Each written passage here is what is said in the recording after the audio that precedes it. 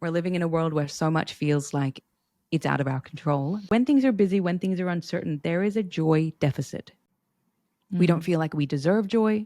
We don't feel like we should be experiencing joy when there's so much hardship in the world and other people are suffering. But then the only person who suffers most is us. So I've always been fascinated by human behavior. I love people. I have loved watching people, analyzing people, trying to understand people.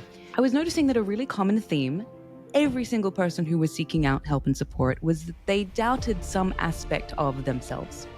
They doubted some aspect of their ability, their worth. And I thought, okay, so it seems like, in my experience, everyone's experiencing self-doubt, but it's manifesting in different ways, shapes, and forms. And so I spent the next essentially 5 to 7 years up to where we are now investigating what is it that really holds people back. So how is this self-doubt showing up, especially the ways that are less obvious? When we are making a first impression with someone or when we're meeting with someone, there are generally 2 dimensions that we're judged on, humanness and courage. We will generally either be higher on a humanness dimension, which is all around making sure everyone else is okay, you're being kind, you're being warm, you're being approachable. And then courage is prioritizing the need to do what needs to be done. The ideal state is to have these both in balance. Women typically score higher on the humanness dimension, which is things like warmth, things like agreeableness. And so when we're talking about beliefs, it's generally a thought that you have repeated so many times, and it may have not even been your thought to begin with. It might have been a thought someone else had and said to you, and you internalized it. And then that creates a belief. But this is often where we see people say, my friends and my family are now calling me fake. They're now telling me that who do you think you are is coming up. When you grow, when you change, it can often shine a spotlight on other people's weaknesses because they may not be growing as quickly as you are. This is even more confronting to people because they feel like they know you and they know a version of you, but that's not the way you always want to be necessarily. And you can choose at any point in your life to show up as the person you want to become rather than show up as the person that you have been. You're not faking it till you make it. You're being it until you become it. Okay, Clever Crew, today we're calling out the habits that are killing your confidence quietly. The overthinking, the people-pleasing, the need to prove your worth in every room you walk into, because we are all guilty of these things from time to time. To help us break it all down, we're joined today by the incredible Shadé Zahrai, a leadership alchemist, peak performance researcher, TEDx speaker, and the person top execs call when they want to stop getting in their own way. So without further adu, Shadé, welcome to Not Nice Clever. Thank you. Thanks so much for having me. It's great to be here. We're so excited to have you on, and our Clever Crew you guys are in for a treat today with Shadé. Before we jump into this, we've heard a little bit about your professional accolades and the things that you've done online. What is something that someone can't Google about you? Oh, when I was about 1.5 years, I ate a snail straight from the ground. I must have been fascinated by it moving. My mum caught me chewing something, sitting on the ground looking at her chewing something, and she thought, hold on a minute. She's sitting on the grass. I didn't give her anything to eat. Scooped it out of my mouth, as you do, and saw the snail with the shell. I feel bad for the snail, but that's something that people I've eat never shared. escargot every day, so Well, exactly you're just right. ahead I of was your channeling time. the French. Yeah, You had fine tastes from a young age, is what you're saying. I did. We love that. Mm-hmm.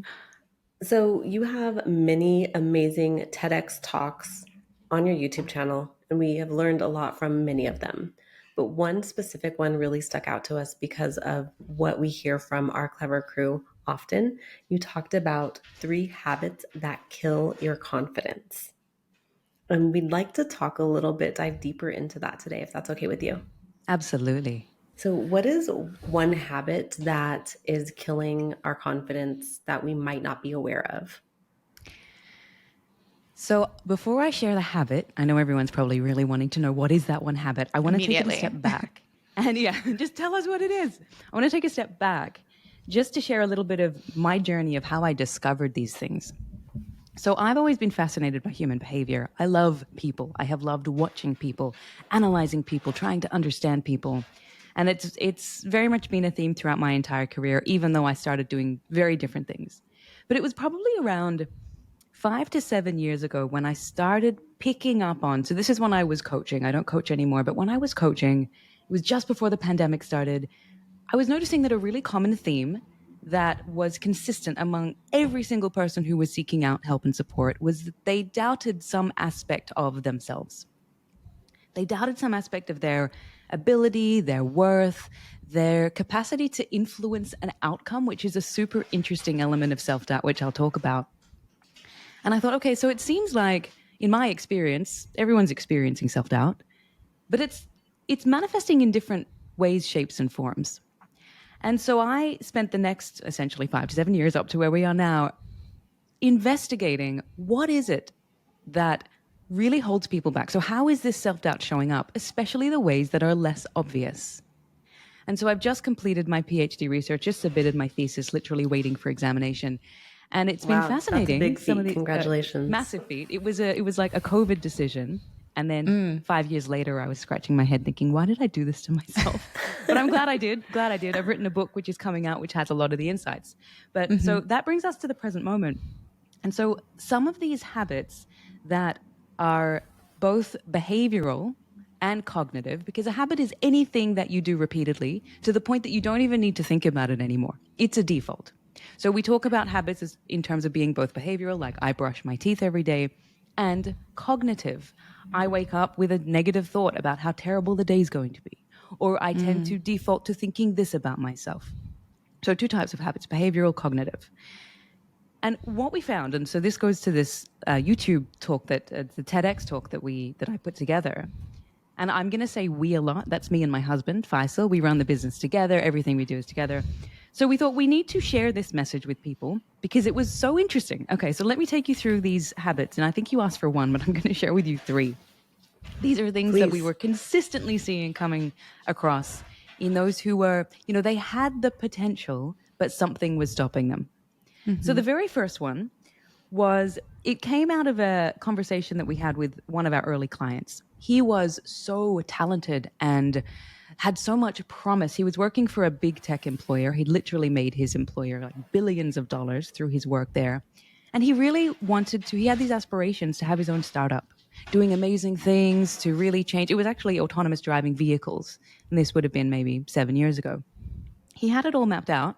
He had the investors who were interested. He had his business plan, yet he was stalling. For years, he was stalling on this idea, and he kept doing more research and going a little bit deeper here and trying to plan a bit more there. There was always an excuse that he had from taking that first action.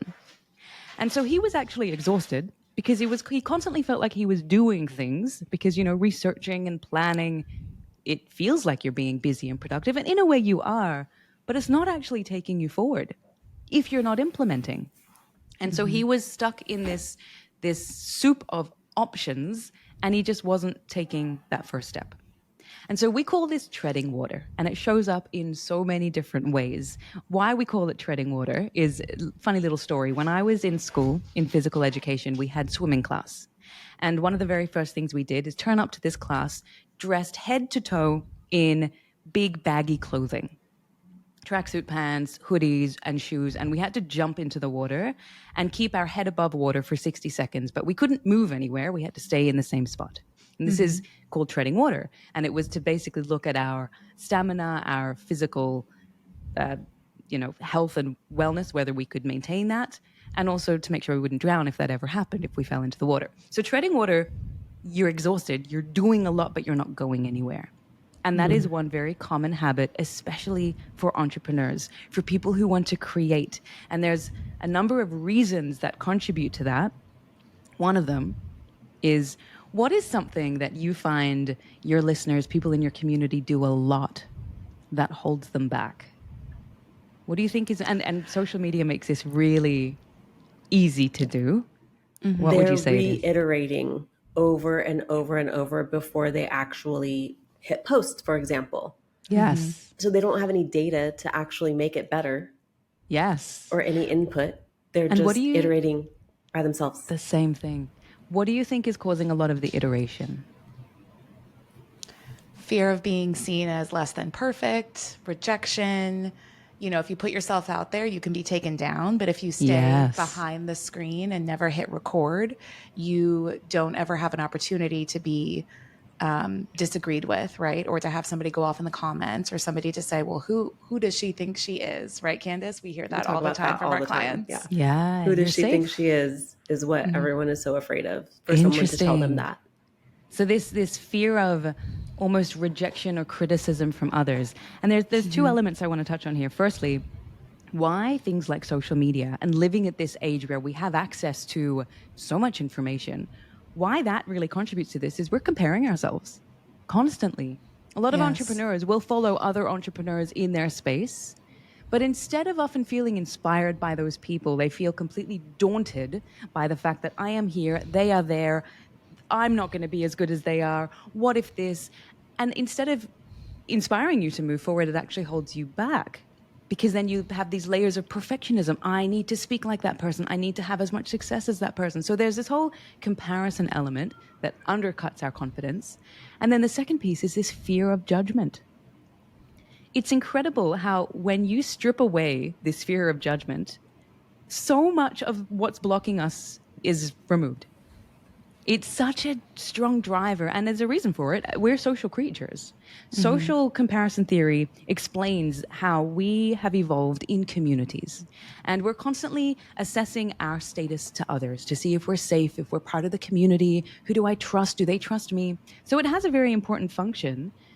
But in our modern day and age, where we're exposed to everything and everybody and what they're sharing in their stories and on LinkedIn, and it actually completely strips us of the confidence in ourselves, the self-trust to say, hey, it's okay if not everyone agrees with me. In fact, and I'm sure this has come up before in this podcast and with guests you've spoken to, if you live a life only wanting to satisfy other people and be approved of by others and be acceptable by other people, you are going to live a life of sacrificing yourself.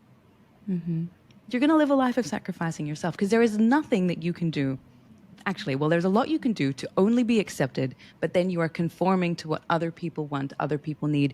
You're never coming up with something that's going to rock the boat, and that's often when real innovation happens, when real success happens. You need to shake things up a little bit.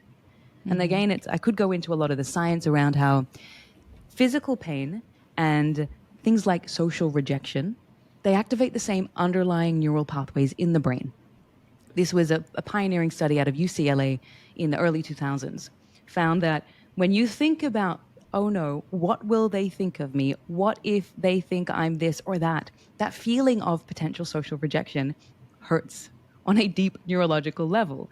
And our brain is wired to do what? It's to protect us so that we survive, so that we can continue living our lives. So there is an imperative for it to keep us safe. And how it keeps us safe is by filling us with doubt, with fear, with what ifs. And that's often why we catastrophize. When we don't know what an outcome will be, our brain prefers certainty. And so we'll make up possible outcomes that are never generally like, what if it works out? It's more, what if it doesn't work? What if this happens? What if this person sees it? What if I lose all my money? So we're going through that whole process, understanding that doesn't mean you're broken, doesn't mean you need to be fixed. It's really just your brain doing what it's meant to do, can take a lot of the pressure away. And you realize, hey, I'm not alone. Everyone experiences this. And I'm sure later on we'll go into, okay, well, what can we do? How can we work through this? I realize I haven't actually touched on the second two habits, but we can get to them as we go through. Okay, I do want to know how we respond to this. I saw a reel that you have on your Instagram. If you guys don't follow her on Instagram, we are going to definitely link her in the show notes. So give her a follow, and then make sure you check out her pinned posts.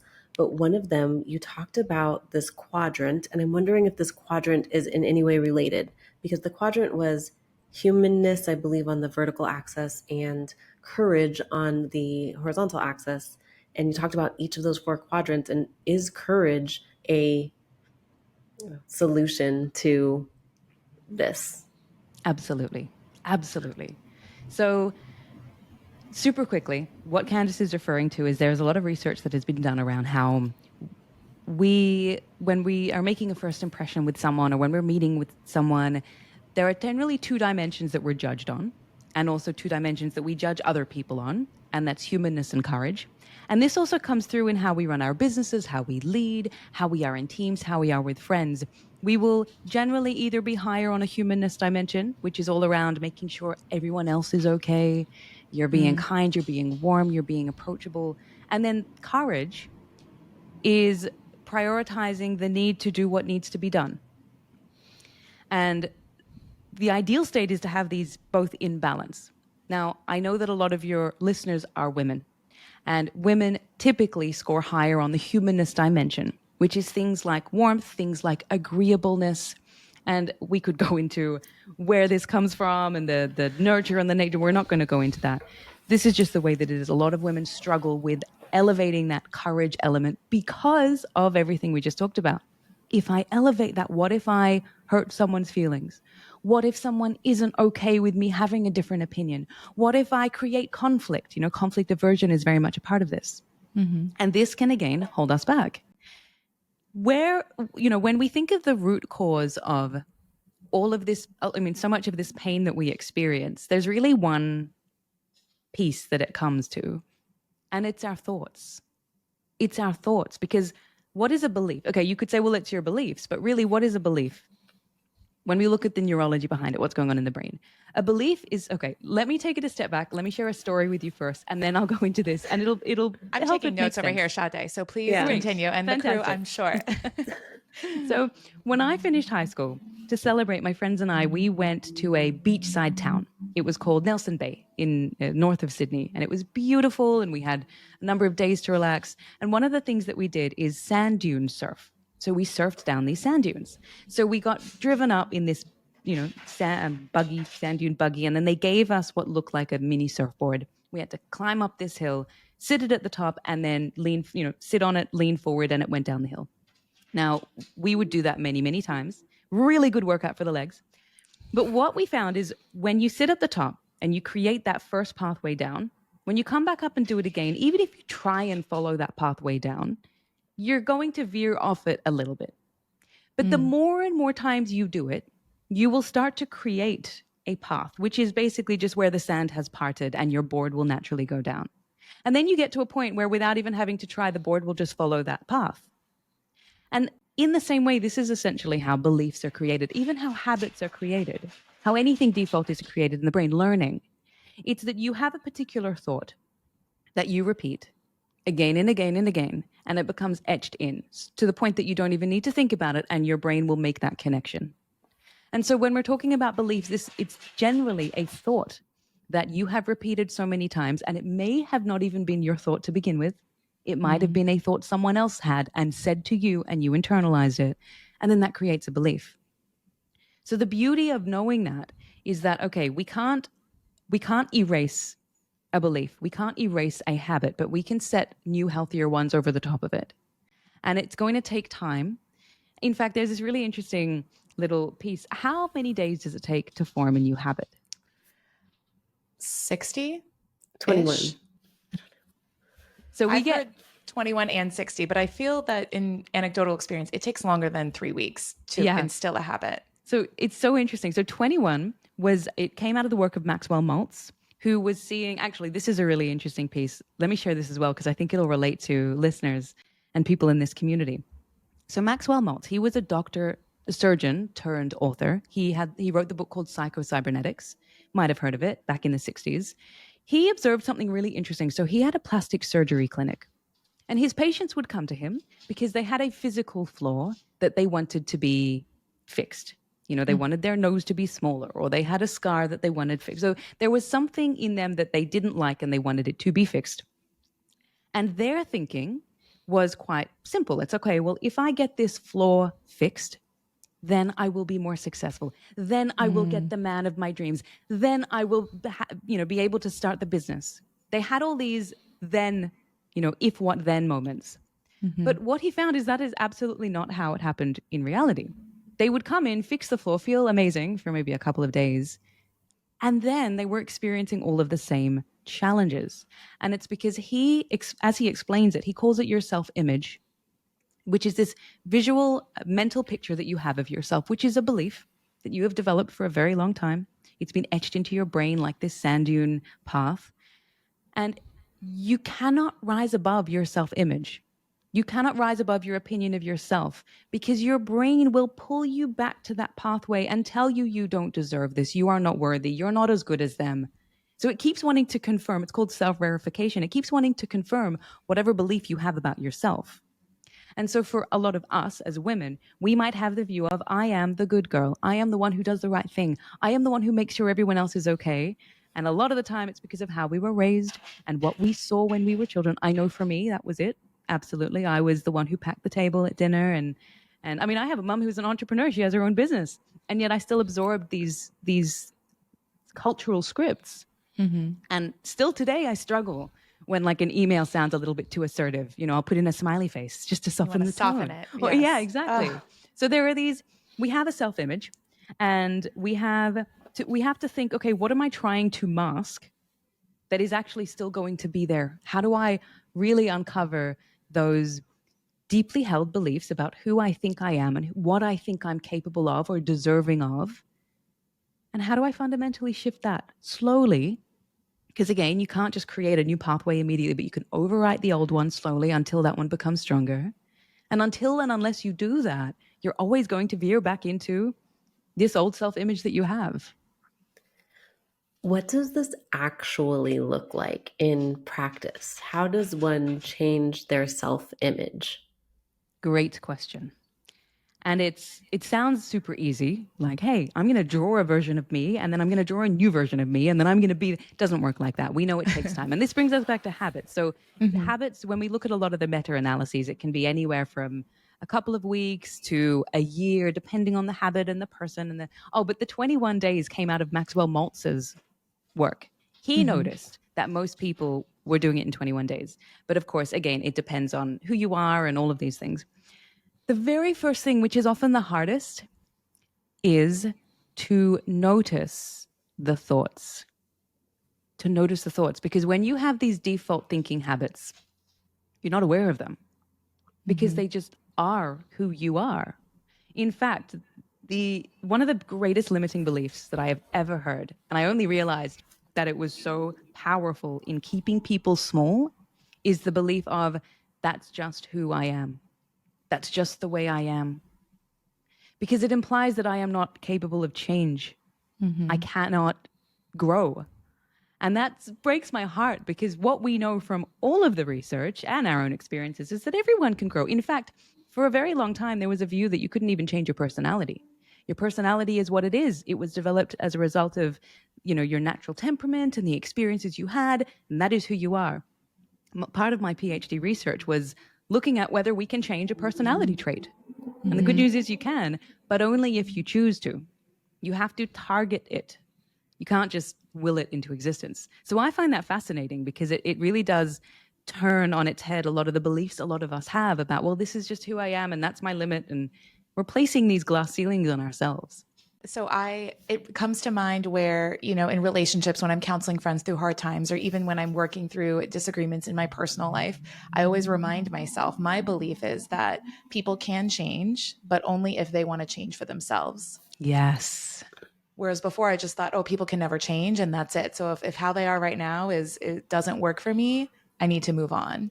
Instead of giving them the opportunity to help them notice, and then not to enable, but to just give them the space to say, hey, is this how you still want it to be? Is this how you always want to be? But that was a big shift for me about, I don't know, I'd say 1 to 2 years ago. And it was very freeing because the fact that we can change is exciting. It doesn't box us in. And also your past doesn't have to dictate your future, which is very liberating for people born from all walks of life. True. And I love what you said. Your past doesn't have to dictate your future. There's this quote that I came across, I don't know, more than a decade ago. It said something like, you are a product of your past, but you don't have to be a prisoner to it, which implies that you can grab the key at any moment and choose to change the story. It's wonderful that you had that experience, Kat, and you experience how freeing it is when you realize firstly, it's not your responsibility to try and change people. People are only going to change if they want to change, if they choose to change. And importantly, as you touched on, if they well, firstly, believe that they can change, and if they know what they need to change. So it's actually, there's a little That's bit more fair. to it, Yeah. but creating the space for them, being a mirror, a compassionate mirror to show them, hey, I believe in you. In fact, there's such, I was just, what was I? Oh, I'm working on some new content, some long form content for YouTube. And I was talking about, or rather writing about, there's this Greek myth, and there was this sculptor, and he sculpted this beautiful woman, stunning woman. And he fell in love with this sculpture of a woman, and he wished for her to become real so strongly that the goddess of love, Aphrodite, had a little bit of pity for his experience and then made her turn into a real woman. Mm-hmm. And his name was Pygmalion. And this is where the Pygmalion effect comes from. And so this idea is that you can believe something so strongly that you can bring it into existence, not by sheer will, but because what often happens is that when you believe something about yourself, it also influences how you believe other people will respond to you. So if you believe that I have nothing valuable to share, I'm not worthy, then you are going to expect that when you share an idea in front of your team, investors, whoever it is, they're not really going to take you seriously. They're going to brush it off. Mm-hmm. And then that shapes how you then show up and deliver your idea, which is probably not going to be with a lot of confidence. So then they respond in the way that you expected them to. And then you've just confirmed your belief. Taylor Tomlinson, who's a comedian, she shares in one of her stand-up routines this conversation she had with her therapist. And it's really funny and very poignant. She says that her therapist said to her, Lily, you might be a self-fulfilling prophecy. And Lily's like, what is that? It sounds kind of cool. And she's like, no, it's not. It's not actually that great in your context. Yeah. Let's say you have a partner. I don't know whether this was something she'd experienced or this was just the analogy her therapist gave her, but let's say you have a partner and you expect them to cheat on you. So how are you going to show up around them? You're going to be suspicious. You're going to maybe look over their shoulder when they're texting. When they don't come home late one night, you're going to assume things. So you're going to show up cold. You're going to have that defensiveness in you. And then eventually that person feels disconnected, goes off and cheats on you. And then guess what? You just created your reality. Not that it's your responsibility that they cheated, but there is always a sequence of events that happens. And so when we're talking about habits and the beliefs that we hold and how our self-image of ourselves shapes how we show up in the world and how people respond to us and then what we achieve, it's so important to bring it back to us because fundamentally we are the only things we can control.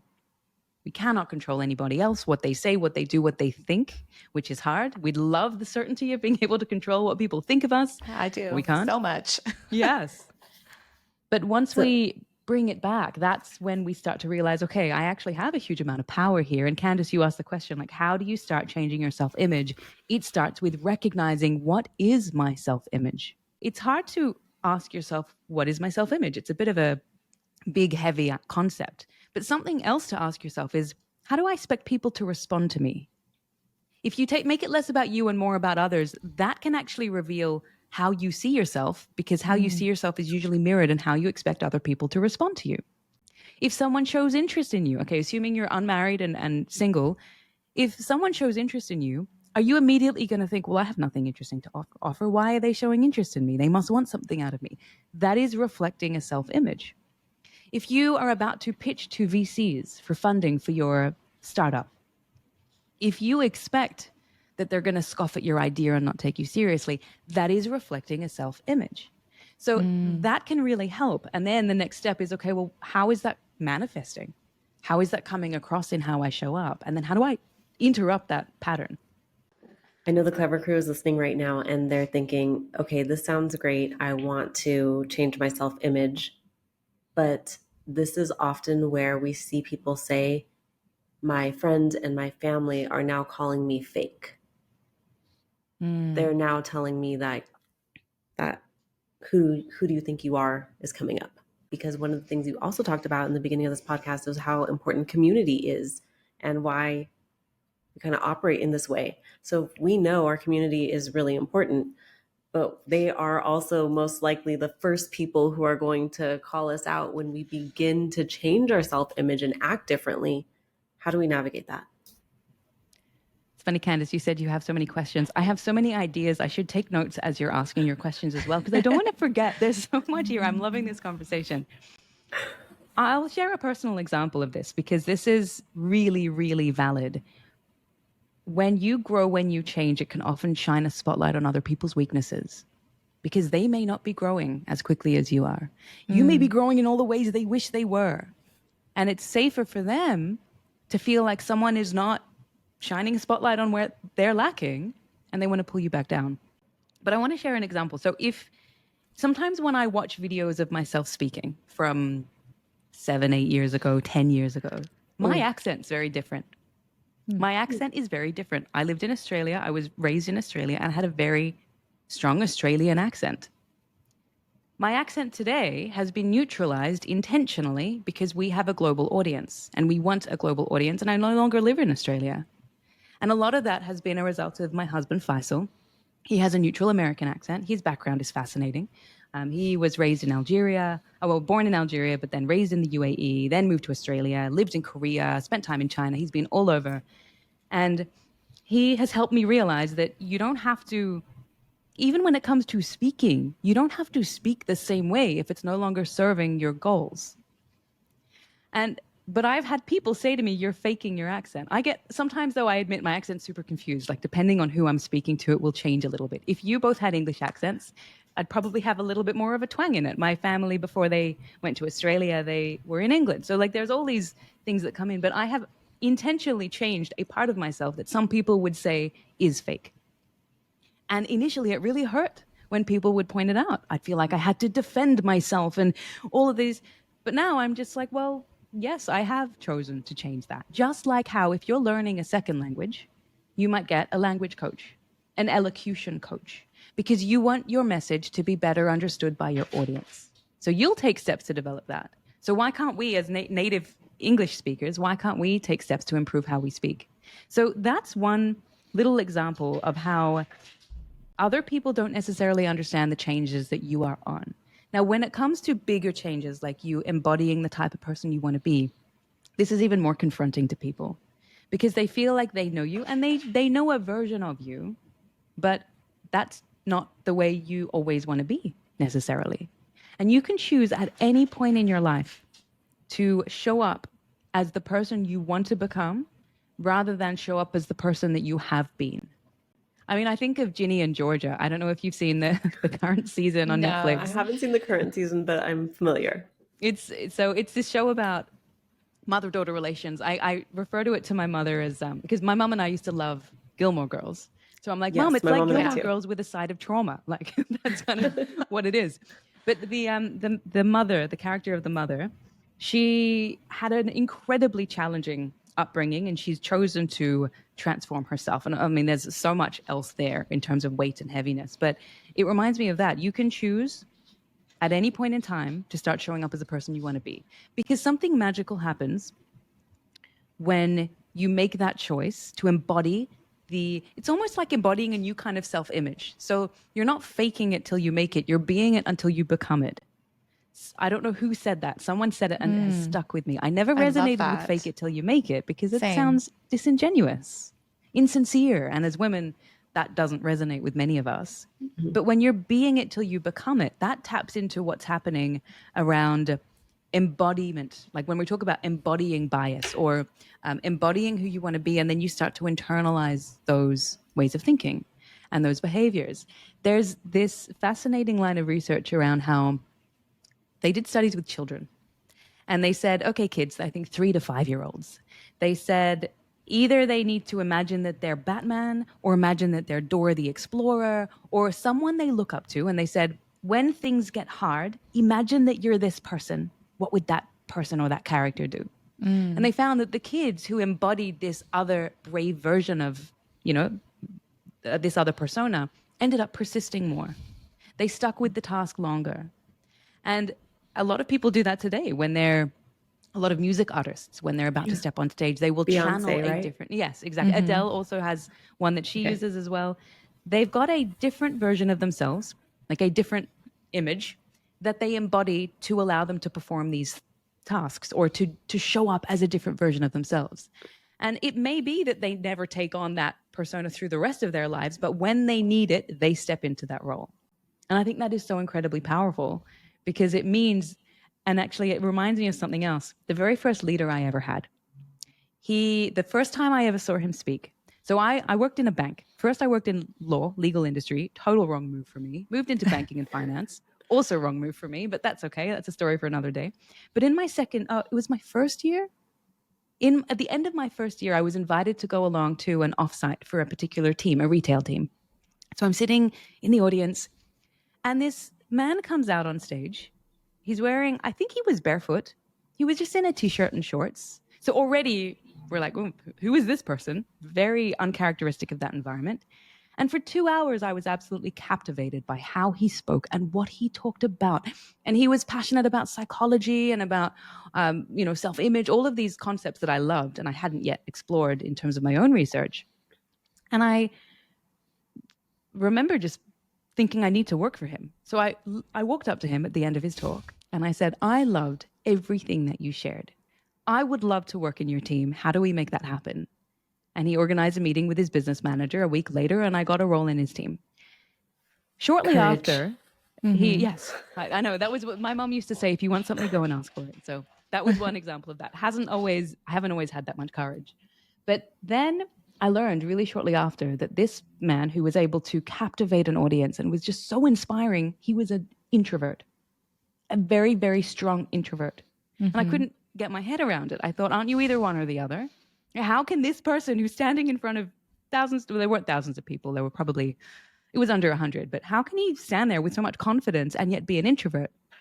And that's when he taught me about the power of learned behaviors. So he was an introvert with learned extrovert behaviors, which allowed him, when he needed to be on a stage, channel those learned behaviors to do what he needed to do to inspire, to empower, to motivate his team to perform. And then he'd go back to being the introvert that he was really comfortable with being. And so when we're talking about being on this journey, changing yourself, embodying who you want to become, sometimes that idea of embodying who you want to become is daunting because you might be I'm an introvert. So after this conversation, you are as well. So are us. So are we. So, a lot of people will think, if I'm an introvert, I can't do these things. Woohoo, collective. Yeah. People become more comfortable with acknowledging they're introverts the older they get, because they stop trying to perform for other people and they start acknowledging, actually, I'm much more comfortable in this space and I'm more comfortable with who I am. So I'm not going to push myself too far beyond what I'm comfortable with, because then I end up depleted and I can't be myself. Kat and I talk about how our podcast is a great way for us to continue to be introverts, because we have this one conversation that really goes out to all of these people who feel like they were in it with us, and we're still able to build our community, but it doesn't take the deplete us of the energy, right? Yeah. Beautiful. And you found an avenue to do it. It's brilliant. Well done to the both of you for also cultivating this community. Oh, thank you so much. We want to be mindful of your time. We obviously could talk to you forever, and we would love to have you back if that is something that you're interested in. We would love to have you. I can't believe that so much time has passed. So much time has gone by already. If anyone wants to know the other mind pits, watch the TEDx talk. Maybe we can just link that in the show notes. You can learn the others. One quick thing I wanted to mention is when we compare, so we started a conversation talking about comparison, how we are constantly comparing, we're wired to do that. Something I found really beneficial, and I talk about this in the book. Comparing is just natural human nature. It's very difficult to completely stop doing something, but it's much easier to replace that behavior with something else. And so the first step is, okay, when I'm comparing myself to these other people, is it making me feel less than? And if it is, okay, that's your red flag. If it's not, great. There are people who are inspired by what they see, and that's great. Keep doing that. But if it is making you feel less than, then move away from comparison, move to emulation. What does that mean? Instead of comparing and thinking, I am here, they are there, look at this giant gap. You go, I am here, they are there, what can I learn? How can I emulate one thing that they're doing? Maybe how they speak, maybe how they share their content, maybe something they've done in their business. You're not copying, you are emulating. You look at how can I incorporate that into what I do? And then you try in a really small way. Set yourself a tiny little goal to emulate that. And then you build. That's how people improve. That's how people improve their speaking. That's how people improve their confidence. They emulate what others are doing. And then it stops you thinking, I could never do that. And instead you start thinking, cool, I'm going to emulate until I get there. So that's a really powerful little mindset shift that I would encourage. Very quickly, we'll touch on the book because it's still a very long way away. I mean, it's coming out on the 20th of January, but it captures essentially all of my insights around self-doubt, around what holds us back. And we didn't get a chance to go into it, but essentially what I found is when I was interviewing and researching people with self-doubt, I found out that there are two groups of people. There's one group who experience self-doubt the most, and they are consumed by it. They are constantly trying to fix themselves, to criticize their way out of it, to analyze their way out of it, to overthink everything to try and stop themselves overthinking, but it just backfires. And then the second group actually fascinatingly experience the same levels of self-doubt objectively. But instead of focusing on the doubt and the negative thoughts, they lean into other parts of themselves, other strengths that they have that allows them, and this is the beautiful part when we bring it back to self-image, it allows them to build their self-image from the inside out so that even if they experience a doubt, it doesn't attach itself to their identity and say, this is who you are. They say, no, this is who I am, and that is just a thought, and I can choose to listen to it or not. And these four attributes that form up our sense of self-image, there's acceptance. Do I believe I'm okay as I am? There is agency. Do I believe that if I set a goal, I can reach it, either through my own skills or getting help from other people? Do I believe I can do that? The third one is super interesting, and I never expected this to be part of it. Do I believe that I can control my path? So if I put in the effort now, do I believe that it will make a difference to the outcome? Or is it doomed to fail anyway because of bias, discrimination? Other people always get ahead. So we call this autonomy. Do you have choices? Do you use those choices and belief that they will have an impact? And then the last one is what underscores all of it, which is emotion. If you strip emotion out of self-doubt, you don't have self-doubt. You just have random thoughts. Self-doubt is fueled by what you feel as a result of it. It's not even the thought itself. It's the emotion that attaches to the thought. So what the research has found, what my research has found, what's going to go all in this, what is in this book is when you face any kind of self-doubt, the first question to ask yourself is, which of these four attributes is it undermining? Which one is weak right now? And then how do I lean on an attribute that might be stronger to help me in that moment? Some people are really good at emotional regulation, but they struggle with accepting themselves. So in a moment when they're doubting themselves and starting to feel the emotion, how can they channel all of the tools they've developed for emotional regulation to help them feel better emotionally, which can then help them start to think in more healthy ways? So that's essentially what's happening. And I love the fact that it's really reminding us that there is always something we can do. That's if there's one thing that I want people to take away from our conversation, from anything that I do, is that you're never stuck. Stuck is a state of mind. There's always something you can do, whether that is to change a thought, change a behavior, go for a walk, call a friend, listen to this podcast series, whatever it is, there's something you can do to get you out of that rut. Something that we've noticed, and it's very common, when you experience doubt in yourself, you struggle to speak up in the key moments that matter.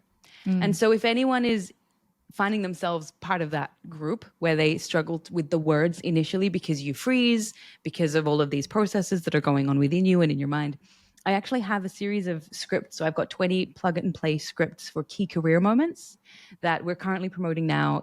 Anyone can access it from shadezahrai.com/confidence. Maybe we can add them to the show notes. And then it'll just give you very simple, essentially, my words that you can borrow until you find your own. Because often what happens, it's just that initial point where you freeze up. I don't know what to say. My brain's gone blank because your body's going into fight or flight typically. As soon as you can have one prepared script line that you can say, you are rebuilding that self-trust to tell yourself, remind yourself, hey, I've got this. I can do this. And then everything calms, and then you can continue. So if that's of interest to anyone, it's shadezahrai.com/confidence. We'll definitely put that in the show notes, and I'm sure Kat and I are going to grab that as soon as we're done with this as well. Yeah, in fact, I'm downloading it as we speak. Exactly. No, thank you, Shadé. So today's Not Nice Advice is from Spiraling But Smiling. I feel you, girl. Okay, so she's asking, saying, with a lot of uncertainty in the world right now, lately it feels like everyone around me is running on empty. My clients are stressed, my team is stressed, and I'm out here just trying to keep the vibe positive and hold it all together. But honestly, I'm overwhelmed too. How am I supposed to keep everyone else calm when I feel like I'm barely holding it together myself? Thank you for sharing this question first. This is a vulnerable question and something that is very, very relatable. You need to look after you first. You cannot be your best if you're neglecting yourself. You have to protect your energy, do the things that bring you joy. Take action, however small that is. Remind yourself that even when we're living in a world where so much feels like it's out of our control, there is always something we can do. And then when you identify what that is and take action on it, you suddenly feel a lot more empowered. Hey, I can do this. And a piece that I mentioned there about find things that bring you joy, we're living in when things are busy, when things are uncertain, there is a joy deficit. We don't feel like we deserve joy. We don't feel like we should be experiencing joy when there's so much hardship in the world and other people are suffering. But then the only person who suffers most is us. Do the little things that make you happy. Because when you have that little, I always say the emotions are it's like a bank account. We have an emotional bank account. And when it's constantly depleted, you're of course running from empty. Find ways to make deposits. And these comes from moments of joy, moments of connection. It's not self-indulgent. Think of it as depositing into that emotional bank account so that you can be better for everybody else. Thank you so much.